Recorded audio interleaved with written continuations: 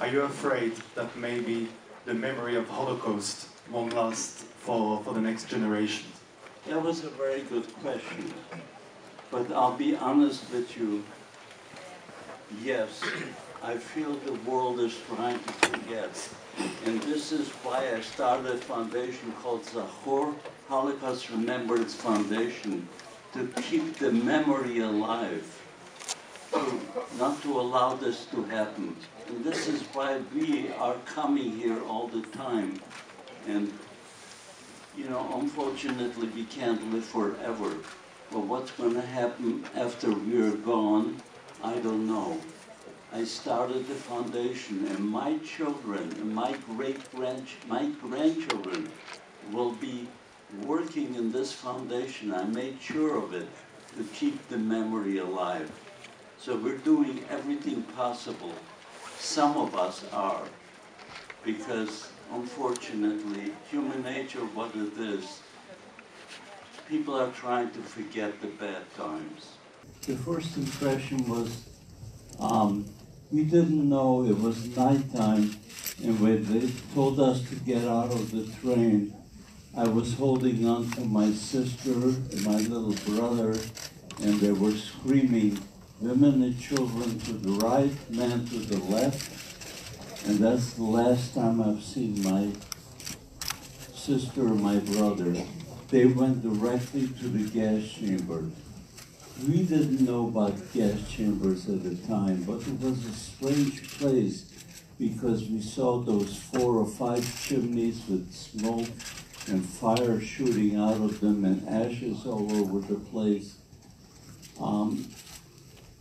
And I came in front of Mengele, and he was asking questions. The first question I yells ahead of me, he says, "Kannst du 5 kilometers laufen?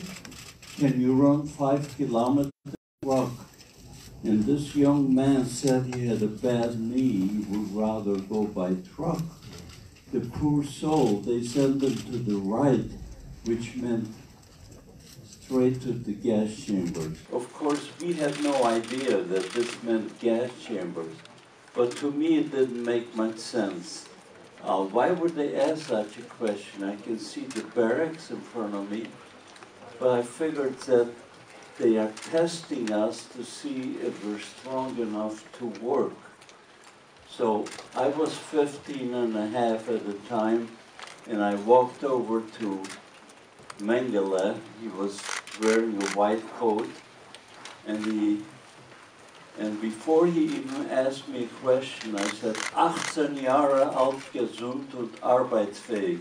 I'm 18 years old, I'm healthy, and I can work. So he asked me, "Kannst du 5 kilometers laufen?" I said, "Jawohl." He sent me to the left.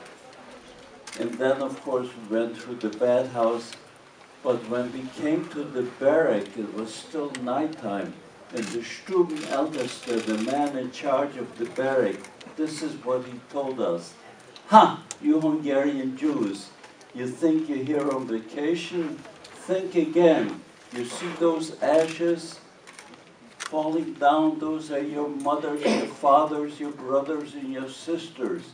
And if you don't behave and do exactly what you're told, this is how you're going to wind up, ashes." That was our first introduction to Auschwitz. I think it's very important to come here to keep the memory alive.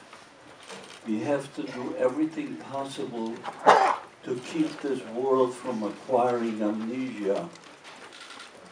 And this is why it's so important that we come here to refresh our memory. We can't forget this.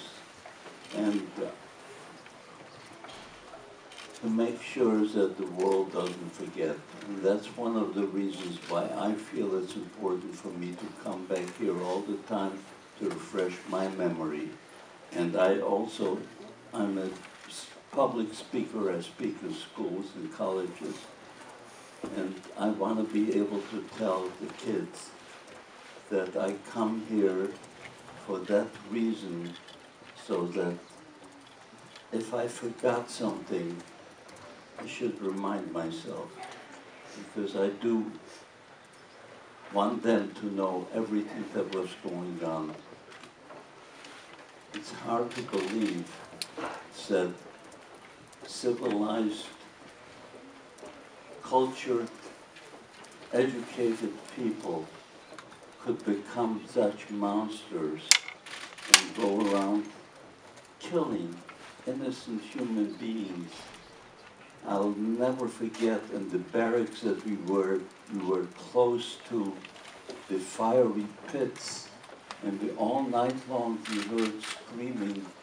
They were throwing in children alive into fiery pits right next to our barrack. Can you imagine that? We saw the flames and screaming all night. They couldn't be bothered, the children. The gas chambers, after they killed you in the gas chambers, they cut your hair, they pulled out your gold teeth, and they put you on gurneys.